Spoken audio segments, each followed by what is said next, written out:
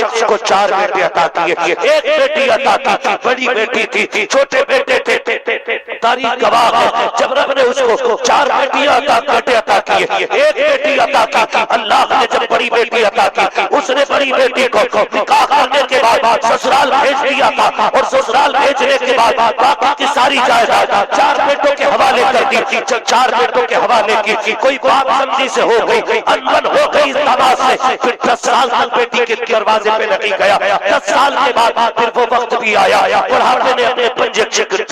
اور اس کے بدن میں درد اٹھا، چیک کرایا، ڈاکٹر نے کہا کڈنی فیل ہو گئی ہے، اس کو بڑا ناز تھا، کہا ہوا ہو گئی تو رب نے بڑا پیسہ دیا کہ ایسا کرو میرا گردہ چینج کر سکتے ہو۔ ڈاکٹر نے کہا سوچو یہ کوئی مارکیٹ میں ملنے والی چیز نہیں ہے، اسے خریدا نہیں جا سکتا، کہا پھر تیری فیملی کا کوئی بندہ اگر اپنی کڈنی دے گا تب جا کر کے تیرا انتظام ہوگا۔ اس نے کہا تو کیا ہو گیا، اللہ نے 4 بیٹے عطا کیے ہیں، میں نے بڑی دولت ان کے لیے کما کے رکھی ہے، کسی بھی بیٹے سے کہہ دوں گا مجھے کڈنی مل جائے گی۔ اس نے 4 بیٹوں کو بلایا اور بلا کے کہتا بیٹے میرا پوتا خراب ہو گیا ہے، ڈاکٹر کہتا کہ جینا ہے تو ایک کڈنی دینی پڑے گی، اے بیٹے میں نے زندگی نام کر دی، ایک گردے کی ضرورت ہے۔ جیسے اتنا سنا بیٹے کے قدم نیچے ہٹ گئے، اس نے کہا کہ اپنی زندگی کے چکر میں ہماری زندگی برباد نہ کرو، ہم تمہیں کچھ نہیں دے سکتے ہیں۔ یہ کہہ کے پہلا بیٹا ہٹا، دوسرے کا جواب یہی، تیسرے کا یہی، جب 4 بیٹوں نے جواب دے دیا اس نے رو کر کے ڈاکٹر سے کہا ڈاکٹر بڑی آج غلطی کا احساس ہو رہا ہے، جن کے لیے زندگی نام کر دی تھی آج ایک سانس لینے کے لیے تیار نہیں ہے، ایک کام کرو ڈاکٹر مجھے ہاسپٹل میں ایسے ہی ڈال دو، علاج کرو کتنی سانسیں ہوگی اللہ زندہ رکھنے کا،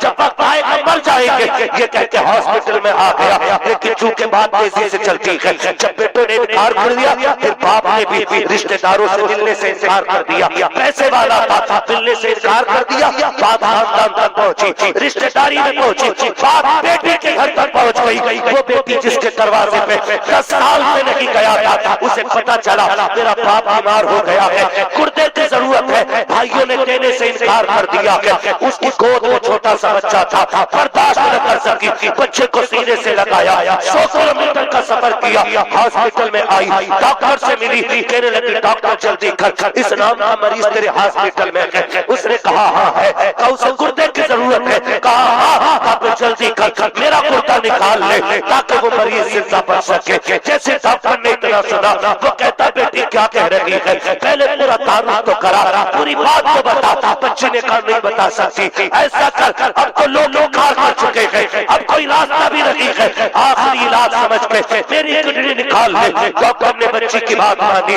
گردہ نکالا، مریض کو ڈال دیا، جب بچی کچھ دن کے بعد جانے لگی ڈاکٹر نے ہاتھ پکڑ کے کہا بیٹی جا تو رہی ہے ذرا یہ تو بتا دے مریض سے تیرا رشتہ کیا ہے، تو لگتی کیا ہے مریض کی؟ اس نے کہا یہ نہ پوچھ میں کون ہوں، کہا بتانا تو پڑے گا، اگر اس نے پوچھا تو کیا بتاؤں گا؟ بچی نے کہا قلم کاغذ دے دیا جائے، بچی نے چھوٹی سی تحریر لکھی، لکھنے کے بعد میں بنائی، لفافے نے بند کر کے ڈاکٹر کے حوالے کی، کہا ڈاکٹر اسے سنبھال کے رکھ، اگر میرے بارے میں یہ مریض اٹھ کے پوچھنے لگے نا تو پہلے چھپانے کی کوشش کرنا،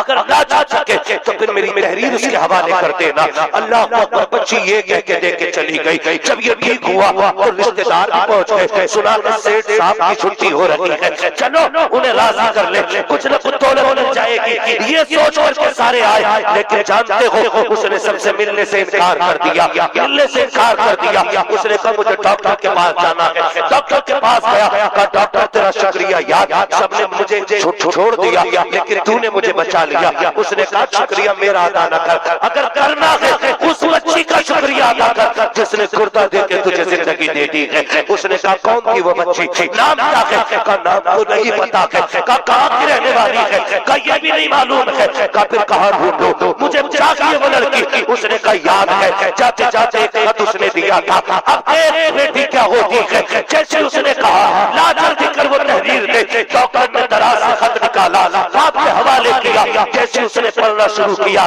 چیخ ماری زمین پہ گر جاتا ہے، کہتا ڈاکٹر تیرا کلیجہ ٹکڑے ٹکڑے ہو رہا ہے۔ ڈاکٹر نے کہا یار اس میں ایسا کیا ہے، کون تھی وہ خط دینے والی؟ اس نے کہا مجھے بھی تو پڑھ کے سنا۔ اس نے جب خط پڑھنا شروع کیا ہے اوپر لکھا ہوا تھا بسم اللہ الرحمن الرحیم، ابا ایک مجبور بیٹی کا سلام، ایک نصیب بیٹی کا سلام اس کے باپ کی بارگاہ میں قبول ہو۔ ابا جی مجھے نہیں معلوم ہے 10 سال ہو گئے تو میرے دروازے پہ کیوں نہیں آیا ہے، 10 سال ہو گئے تو نے میری صورت کیوں نہیں دیکھی ہے؟ ابا مجھے کچھ نہیں معلوم ہے، میں نہیں جانتی ہوں میرا قصور کیا ہے، میری خطا کیا ہے، تو کیوں نہیں آیا میرے دروازے تک، مجھے یہ تو نہیں معلوم ہے، لیکن تجھے پتا ہے جب عید آتی ہے سب نئے کپڑے پہنتے ہیں، میرے بچے مجھ سے کہتے ہیں امی تو کب پہنے گی، میں کہتی ہوں بیٹے تمہارا چاند نظر آ گیا ہے اس لیے تمہیں عید مبارک ہو، ابھی میرا چاند نظر نہیں آیا ہے اس لیے میں نئے کپڑے نہیں پہنوں گی۔ ابا تجھے کیا پتا ہے دنیا عید کے لیے چاند دیکھنے کے لیے چھت چڑھا کرتی ہے،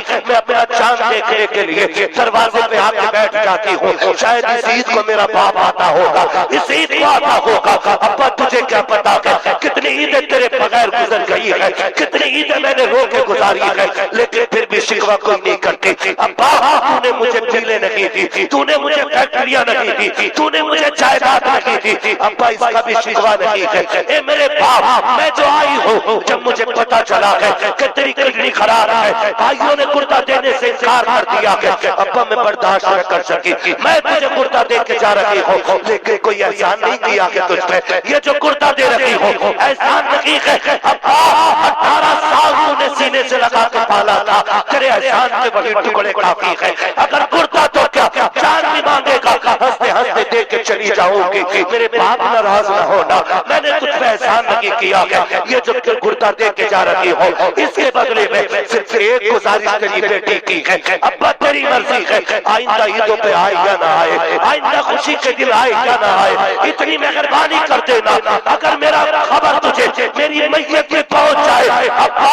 ناراضی بھلا کر کے بیٹی کے جنازے کو آپ کندھا دے دینا۔ بیٹی کہہ رہی ہے ابا اگر تو کندھا دے دے گا تو کوئی یہ نہیں کہے گا بد نصیب کا جنازہ ہے، تیرا کندھا دیکھیں گے زمانہ کہے گا یہ خوش نصیب بیٹی کا جنازہ گزرتے جا۔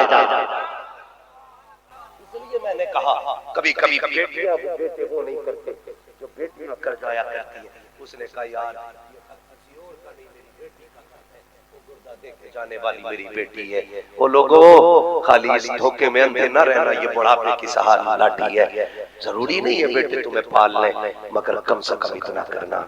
تاکہ دنیا بھی بہتر ہو جائے، آخرت بھی بہتر ہو جائے، اپنی بچیوں کو تعلیم دو۔